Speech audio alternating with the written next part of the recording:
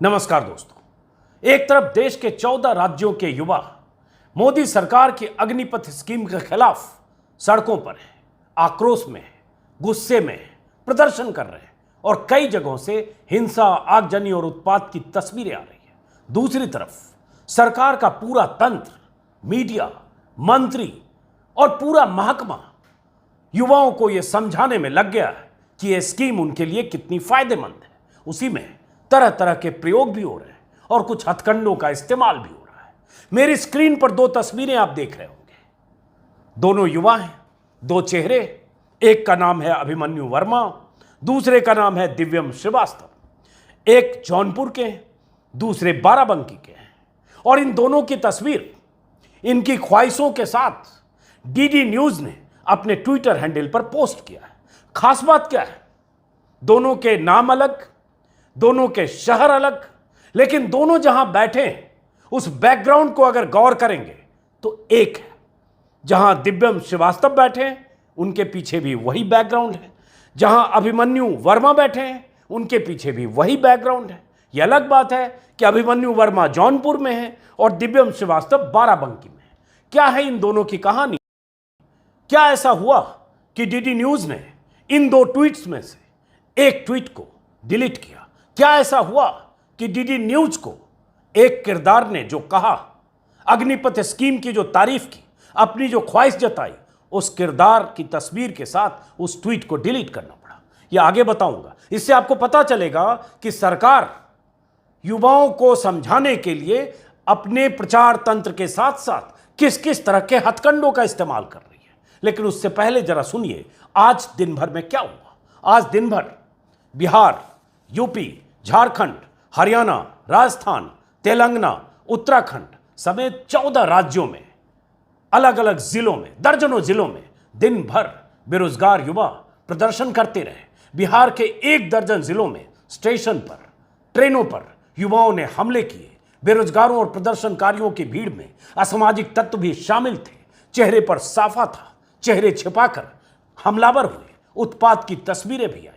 उन्हें समझाने बुझाने, पुलिस की तरफ से कंट्रोल करने की सारी कोशिशें बेकार गई। और तब दोपहर के बाद से सरकार का तंत्र, सरकार के मंत्री, तीनों सेनाओं के अध्यक्ष और तमाम तरह के सेना अधिकारी समझाने की कोशिश के तहत मीडिया पर दिखते रहे और युवाओं को भरोसे में लेने की कोशिश करते रहे। लेकिन तस्वीरें बेचैन और परेशान करने वाली अलग अलग राज्यों से आती रही। इस बीच शाम को खबर आई कि बिहार के 12 जिलों में इंटरनेट सेवाएं रोक दी गई हैं। लेकिन इन सब के बीच प्रधानमंत्री मोदी का कोई बयान अब तक नहीं आया। प्रधानमंत्री मोदी की योजना, प्रधानमंत्री मोदी की महत्वाकांक्षी स्कीम, प्रधानमंत्री मोदी का मास्टर स्ट्रोक, प्रधानमंत्री मोदी की वो ख्वाहिश कि भारतीय सेना में जो आज तक नहीं हुआ, भारतीय सेना का वो रिफॉर्म जो उनके हिसाब से गेम चेंजर है, वो रिफॉर्म जो करने का जोखिम किसी ने नहीं लिया, वो करेंगे। क्योंकि प्रधानमंत्री मोदी की ये फितरत है। पहले भी चाहे नोटबंदी किया हो, चाहे जीएसटी किया हो, लेकिन प्रधानमंत्री मोदी जब देश संकट में होता है, जब विरोध की तस्वीरें आती हैं, जब आक्रोश दिखता है, तो मौन हो जाते हैं। उनका जवाब नहीं आता, वो संवाद नहीं करते। फिलहाल प्रधानमंत्री मोदी कहीं स्क्रीन पर नहीं है, लेकिन मोदी सरकार के मंत्री सक्रिय हैं और प्रचार तंत्र सक्रिय है, जिसकी वानगी आप मेरे दोनों तरफ देख रहे हैं। इस बीच आपको बताएं कि सरकार की तरफ से बार बार यह कहा जाने लगा है, चाहे गृह मंत्री अमित शाह हो, चाहे यूपी के मुख्यमंत्री योगी आदित्यनाथ हो, चाहे असम के मुख्यमंत्री हो, चाहे शिवराज सिंह चौहान मध्य प्रदेश के मुख्यमंत्री हो, चाहे उत्तराखंड के मुख्यमंत्री हो, हर सरकार की तरफ से, बीजेपी की राज्य सरकार की तरफ से और केंद्र सरकार की तरफ से कहा जा रहा है कि जो युवा 4 साल की नौकरी के बाद अग्निवीर से रिटायर होकर बाहर आएंगे, उनके लिए तमाम इंतजाम है। नौकरियों में प्राथमिकता है, चाहे केंद्रीय अर्धसैनिक बल हो, चाहे राज्यों की पुलिस हो। लेकिन सवाल वहां भी है, और वो क्या सवाल है, कुछ आंकड़ों के साथ आपको बताने वाला हूं कि सरकार अगर ये कह रही है, अमित शाह अगर ये कह रहे हैं, क्या यह मुमकिन है? क्या वही सच है जो वो कह रहे हैं? क्या उनके वादे पर एतबार किया जाए, या जो बेरोजगार आक्रोश में है उनके आक्रोश की कोई सॉलिड वजह है? उसको आगे बताऊं, उससे पहले आपको बताऊं कि मोदी सरकार के राज्य मंत्री थल सेना के अध्यक्ष रह चुके हैं। 40 साल तक 45 साल तक सेना में रह चुके जनरल वीके सिंह 24 घंटे में अपने बयान से पलटे हैं। उस बयान से, जिस बयान में उन्होंने कहा था उन्हें नहीं पता कि ये अग्निपथ योजना क्या है, अग्निपथ योजना के बनाने में वो शामिल नहीं हो रहे हैं, इसलिए जब तक ये योजना जमीन पर नहीं आती तब तक मैं कुछ कह नहीं सकता, मुझे इसके बारे में कुछ मालूम नहीं। केंद्र सरकार का एक मंत्री जो थल सेना अध्यक्ष रहा, जो सेना को किसी भी मंत्री या प्रधानमंत्री से ज्यादा बारीकी से जानता है, जो सेना की कमियां, उसकी जरूरतों को जानता है, जो रिफॉर्म के मुद्दे पर भी किसी मंत्री या किसी नौकरशाह से ज्यादा जानता है, वो मंत्री एक बार ये कहता है कि हमें कुछ नहीं पता, हम इसके बारे में नहीं बता सकते। लेकिन 24 घंटे के भीतर वही वीके सिंह चैनलों पर अवतरित होते हैं, पलटी मारते हैं और समझाने की कोशिश करते हैं कि कैसे ये योजना फायदेमंद है, युवाओं को भड़काया जा रहा है, अफवाह फैलाया जा रहा है। तो मैं कल का उनका बयान, कल मैंने आपको सुनाया था, मैं एक बार फिर से चाहता हूं कल का वो बयान सुने। और उसके बाद कल वो बयान बुलंदशहर में उन्होंने दिया था सुबह, और रात होते होते वीके सिंह कैसे बदले वो भी मैं सुनाऊंगा। लेकिन पहले कल का बयान, ये आपको इसलिए सुनना जरूरी है कि कैसे सरकार के भीतर भी समझदारी को लेकर, इस स्कीम को लेकर अलग अलग राय है। और इससे यह भी पता चलता है कि प्रधानमंत्री मोदी ने अपनी सरकार में जनरल वीके सिंह जैसे थल सेना अध्यक्ष रह चुके शख्स से भी उन्होंने कोई राय नहीं ली। तभी उन्होंने पहली बार कुछ और कहा और उसके बाद शाम को ऐसा लगा कि कहीं से उन्हें कहा गया कि आपके इस बयान से राय कुछ बन रही है, इसलिए अचानक वीके सिंह कई चैनलों पर दिखने लगे और इस स्कीम की खूबियां बताने लगे। ये बयान जो स्क्रीन पर है, ये बयान बुलंदशहर का है, 26 सेकेंड का, कल के वीडियो में भी था, लेकिन एक बार फिर से सुनिए। सेना का ढांचा ही बिगड़ जाएगा। देखिए, कोई भी नई चीज़ आती है उसके बारे में तब तक पता नहीं चलता जब तक वो ज़मीन पर नहीं आती है। तो जनरल रह चुके हैं सर। मैं क्या कह रहा हूँ, जब तक ज़मीन पर नहीं आती है, मैं इसके बनाने के अंदर शामिल नहीं हूँ, मुझे इसके बारे में ज़्यादा मालूम नहीं है। कल योजना अनाउंस हुई है, देखते हैं समय पर क्या होता है, क्या चीज़ नहीं होती। सर एक बात और है, आप जनरल वीके सिंह ने कहा कि जब तक जमीन पर स्कीम नहीं आती मैं इसे बनाने में शामिल नहीं हूं, मुझे इसके बारे में ज्यादा मालूम नहीं। लेकिन वही जनरल वीके सिंह शाम होते होते, रात होते होते कई चैनलों पर दिखे।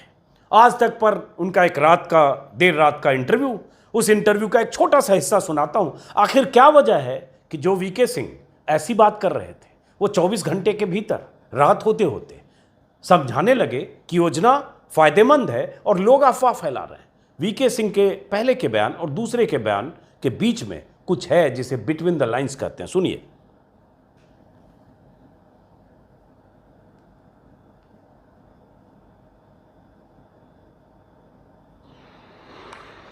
अंजना जी, ऐसा है कि मुझे लगता है लोगों को ये स्कीम पूरे तरीके से समझ में नहीं आई और कुछ इसके ऊपर दुष्प्रचार हुआ है। एक बहुत सिंपल स्कीम है, अभी बच्चा पैदा हुआ है, बच्चे ने अभी चलना है, दौड़ना है, कुछ करना। अभी से हम ये सोचने लगे कि भाई ये तो क्या कहते हैं जेवलिन थ्रो करेगा या क्या कहते हैं तैराकी में इंग्लिश चैनल पार करेगा, तो शायद अतिशोक्ति होगी। स्कीम को जमने तो दीजिए, जमीन पे तो आने दीजिए। हम अभी से उसके बारे में अफवाहें उड़ा रहे हैं, पता नहीं जी क्या होगा हमारा।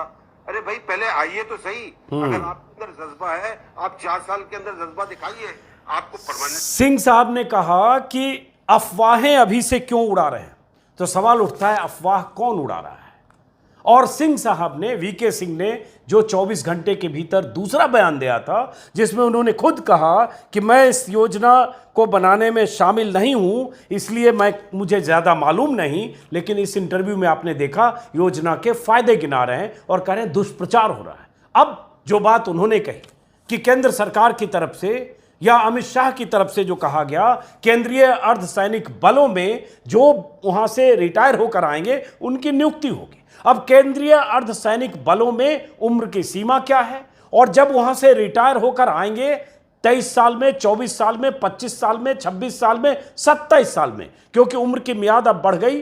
पहले साल की अगर बात करें 23, अगले 1 साल के लिए बढ़ी है 2 साल, उसके बाद वो 21 ही रहेगी। लेकिन उसके बाद जब 25-26 साल में आएगा तो उसे कहां कितनी नौकरी की गुंजाइश है, उस पर आगे बात करने से पहले स्क्रीन पर फिर वापस वही 2 तस्वीरें, सरकार के प्रचार तंत्र की तस्वीर। एक तरफ स्क्रीन पर आप देख रहे हैं दिव्यम श्रीवास्तव, बाराबंकी के हैं कि नहीं पता नहीं, फिलहाल डीडी न्यूज़ के ट्वीट में बाराबंकी लिखा है, एक अभिमन्यु वर्मा। और दोनों ने क्या कहा है, ऐसे बहुत सारे लोग सरकार के मीडिया को कह रहे हैं और ये प्रचार किया जा रहा है कि वो युवा जो भड़क गए हैं या जिन्हें भड़काया गया है, उनके पीछे भड़काने वाले तत्व हैं। ऐसे किसानों के मामले पर बीजेपी का यही स्टैंड था कि मुट्ठी भर भटके हुए या भड़के हुए लोग। तो ये क्या है, जैसे अभिमन्यु वर्मा कह रहे हैं, जौनपुर के हैं, ट्वीट पर जो उन्होंने ट्वीट में जो उनके हवाले से कहा गया है, मैं पिछले कुछ सालों से सेना की तैयारी कर रहा था, 2 सालों से भर्ती न होने से लगने लगा था मेरा सपना अधूरा रह जाएगा, पर अब भर्ती प्रक्रिया में छूट मिलने से बहुत खुश हूं। ये बहुत खुश है। दूसरे दिव्यम श्रीवास्तव, भारत सरकार ने अग्निपथ योजना की घोषणा की है जिससे नौजवान सेना में शामिल हो सकेंगे और अपना उज्जवल भविष्य बना सकेंगे। जो शुरू में मैंने कहा, दिव्यम श्रीवास्तव बाराबंकी में, बकौल इस ट्वीट बाराबंकी में है और अभिमन्यु वर्मा जौनपुर में है। अब सोशल मीडिया पर लोगों की नज़रें बहुत बारीक होती हैं, बहुत एकदम खुर्दबीन दूरबीन लगाकर परख लेते हैं, देख लेते हैं वो चीज़ें जो शायद किसी को अंदाजा न हो कि इसमें से पकड़ी जा सकती है। तो पकड़ी क्या गई, चालाकी। दोनों के बैकग्राउंड को देखें, दोनों के बैकग्राउंड से लगेगा कि एक ही लोकेशन पर एक ही जगह दोनों की तस्वीर खींची गई है। एक जालीदार दरवाजा है दोनों के पीछे और पीछे पुरानी सी दीवार है, एक पेड़ है, पेड़ की कुछ डालियां लटकी हुई दिख रही है, स्क्रीन पर आपको दिख रहा होगा। तो सवाल ये ट्विटर पर उठा, स्वाति मिश्रा एक जर्नलिस्ट हैं, विदेश में रहती हैं, जर्मनी में, वहाँ के रेडियो में काम करती हैं। उन्होंने लिखा ट्विटर पर कि कम से कम कैमरा का एंगल तो चेंज कर लेते ताकि पता नहीं चलता कि एक ही जगह जौनपुर और बाराबंकी वालों की तस्वीर खींची गई है या उनका वीडियो रिकॉर्ड किया गया। तो इससे आपको अंदाजा लगेगा कि सरकार अब किस किस तरह के हथियार का इस्तेमाल करेगी। और हुआ ये कि जब सोशल मीडिया पर सवाल उठा तो कुछ देर के बाद इनमें से एक का वीडियो या ये टेक्स्ट डिलीट हो गया जो दिव्यम श्रीवास्तव का है। और दोनों ट्वीट, एक ट्वीट किया गया 2:10 पर, एक ट्वीट किया गया था 1:13 पर, 1 घंटे के अंतराल पर। इसके अलावा बहुत सारे और लोगों के ट्वीट हैं। डीडी का ये काम है, सरकार के लिए प्रचार का काम करना, वही डीडी कर रहा है। अब आते हैं सरकार के उस सबसे बड़े वादे पर जिसका जिक्र सरकार के मंत्री अमित शाह और गृह मंत्री अमित शाह और राज्यों के मुख्यमंत्री और अब सेनाध्यक्ष और बाकी सारे लोग कर रहे हैं। वो क्या कह रहे हैं कि वहां से जो रिटायर करेंगे उन्हें कहां कहां नौकरी मिलेगी। तो नौकरियों का आलम यह है कि पहले साल अगर हम देखें तो पहले साल जो म्याद थी 17.5 से, म्याद मतलब उम्र सीमा जो थी 17.5 से 21, उसको 2 साल बढ़ाया गया, ये कहकर कि कोरोना में 2 साल आर्मी में भर्तियां नहीं हुई, इसलिए पहले साल फर्स्ट ईयर 2022 के लिए 2 साल हम ज्यादा बढ़ाते हैं उम्र सीमा, अपर लिमिट, मतलब अब 23 साल हो गया। अगले साल ये सुविधा नहीं है। तो छात्र कह रहे हैं कि हम 2 साल 3 साल से रेगुलर भर्ती के लिए तैयारी कर रहे थे, दौड़ रहे थे, प्रैक्टिस कर रहे थे और कुछ लोगों ने इम्तिहान भी दिया था, वो इंतजार कर रहे थे और अचानक पुरानी भर्ती प्रक्रिया को कैंसिल करके और 4 साल के इस संविदा जैसी नौकरी का ऐलान सरकार ने क्यों किया, हमें ये नहीं चाहिए। ये तो उनकी मांग है जो लगातार सुन रहे हैं। अब बात आती है कि सबसे अधिक गुंजाइश और वैकेंसी कहां है जब वहां से रिटायर होकर आएंगे और कहां कहां से दावे किए जा रहे हैं। अब जैसे दावा एक केंद्र सरकार के गृह मंत्रालय का है जिसमें कि जो वहां से आएंगे उन्हें नौकरियां गृह मंत्रालय देगा, जो केंद्रीय सुरक्षा बल हैं, अर्धसैनिक बल, उसमें उन्हें नौकरियां मिलेगी। अब उसकी जानकारी देखिए आंकड़ों की, जो केंद्र सरकार के ही आंकड़े हैं, गृह मंत्रालय के 4 साल के आंकड़े देखेंगे तो 2017 से 2021 तक नियुक्तियों में 80% की कमी आई है। 2021 में सेंट्रल आर्म पुलिस फोर्सेज, जिसे पैरामिलिट्री फोर्सेज बोलते हैं, जिसमें ये सारी फोर्सेज है जिनका जिक्र किया, 1,29,000 वैकेंसी थी, जिस वैकेंसी के अगेंस्ट सिर्फ 10,184 नियुक्तियां हुई। यही 2018-19 में भी नियुक्तियां 14,000 और 30,000 हुई। इसका मतलब वहां वैकेंसी 1 लाख अभी भी है। और वो वैकेंसी है, इसका मतलब सरकार खाली पद रख रही है। उसका बजट का मुद्दा होगा या जो भी मुद्दा होगा। तो जब पहले से वैकेंसी जो है वो भरी नहीं गई, उम्र सीमा फिट नहीं हो रहा है, तो इन्हें कहां से मिलेगी क्या? और इसका जवाब चाहिए। वैसे ही यूपी की बात करें, चूंकि यूपी सरकार की तरफ से तुरंत कहा गया, योगी आदित्यनाथ की तरफ से कल विज्ञापन देकर कहा गया कि हम यूपी में उन्हें यूपी पुलिस में और यूपी पुलिस से संबंध जो विभाग हैं उसमें नौकरी देंगे, जो वहां से रिटायर करके 4 साल बाद आएंगे। अब जो आंकड़े, केंद्र सरकार के आंकड़े जो संसद में बताया गया, एक आंकड़ा है जो द प्रिंट में छपा है मार्च 2022 में। गृह मंत्री नित्यानंद राय ने लोकसभा में एक सवाल के जवाब में बताया कि देश भर में 5,30,000 पुलिस कर्मियों की जगह खाली है। देश भर में, राज्यों की बात कर रहे हैं। यूपी में सबसे अधिक वैकेंसी है, 1 लाख से ज्यादा वैकेंसी यूपी में अभी है पुलिस में। यह सरकार की तरफ से, गृह मंत्रालय की तरफ से संसद में बताया गया। 1 लाख वैकेंसी यूपी में है और बिहार में 47,000, बंगाल में 55,294। अगर 1 लाख वैकेंसी पहले से है तो कैसे नियुक्ति करें? कई और इससे जुड़े सवाल हैं, जैसे वैकेंसी का तो बताया।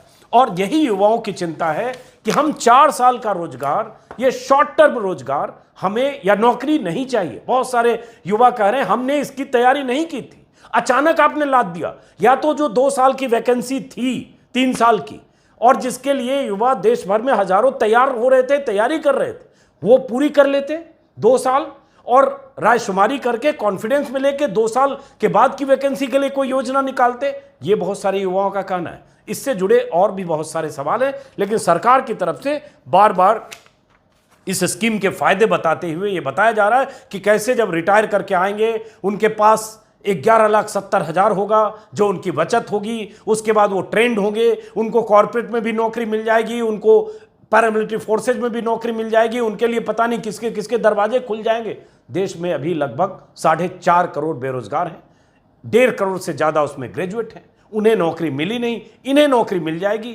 वो जो इग्नू से किसी ढंग से बात हो रही है कि इग्नू के जरिए 3 इयर्स डिग्री स्पेशल कोर्स भी उनके लिए हो, जो 12वीं पास होकर जाएंगे। 10वीं पास का भी सवाल है। जो 10वीं पास वाले भर्ती होंगे उनकी डिग्री का क्या होगा? इसका कोई जवाब नहीं।